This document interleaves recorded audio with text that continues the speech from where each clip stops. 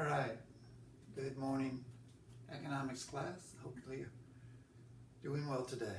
I would like to make a short video about economic systems. We've been talking about economic systems. You're starting to learn about them. I thought I'd just put on the board some of the main points for economic systems. You're welcome to watch this video at your leisure. All right, so 3 different systems we're really talking about. First one is command, right? And we know that the government plays a big role in that one, right? Hope y'all can see that. Turns out good on the screen there for you. So we think of this, another name for this is a planned economy, right? Who's it planned by? The government. The government makes all the decisions. 3 main economic systems. I think most of you know that. What are we going to produce? How are we going to do it? And who gets it, right? Those 3 questions are kind of fundamental to economics. This whole idea of production and distribution, right? So a command economy, the government's deciding. It's another name for command economy might be communist. And what does that mean? You think of a community, right? It's more for the people as for instead of sort of the rich and poor classes of society.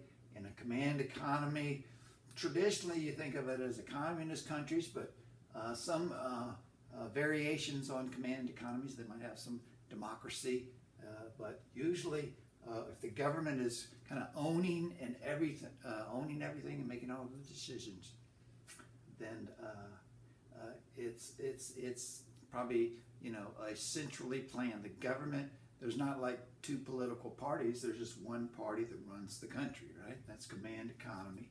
And the main benefits of that economy, I think we mentioned, are security,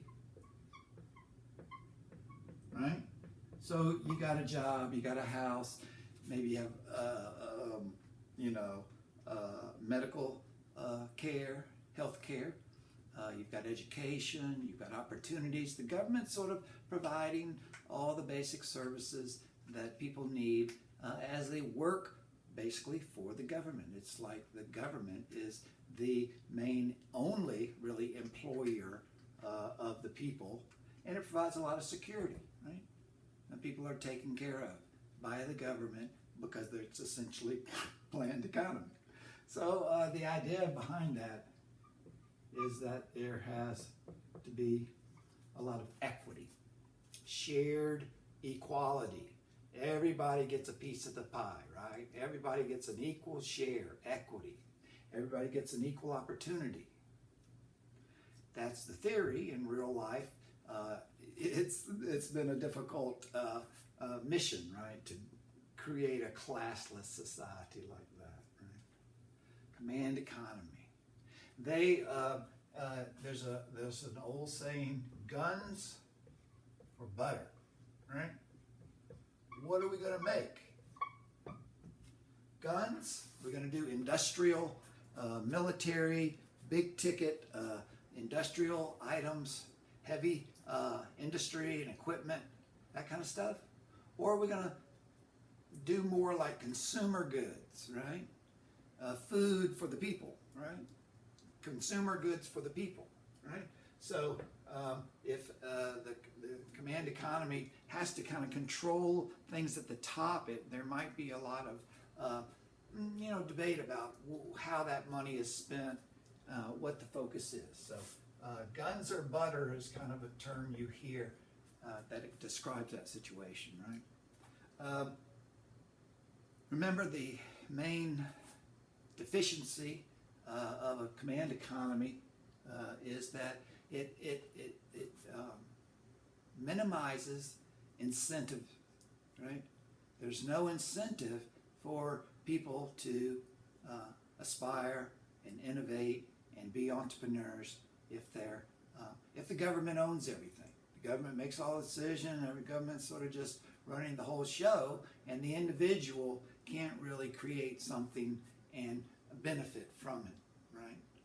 Sort of this centrally planned economy, and really this is in the ideal, because there are really no countries that are so hardcore command economy. Maybe North Korea, Cuba has certainly integrated some free market aspects to their economy. Russia and China used to be very much centrally planned economies, and where the government owned everything.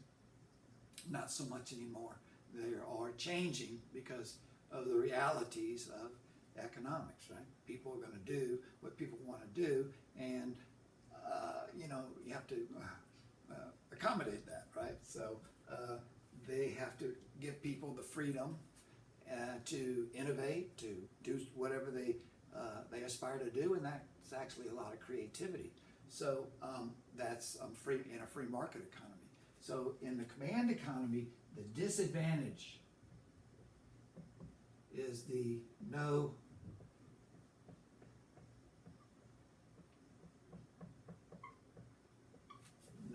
incentives, right? No incentives to work hard, create your own business, because the government owns everything, right? The government controls everything, and you can't really get ahead. You can't really benefit personally, right, from your great idea, right? It all goes up to the state, and then they'll say, okay, thank you very much, and they'll spread it out as they see fit. Anyway, command economy. The next video will be a short video on free market economy. All right.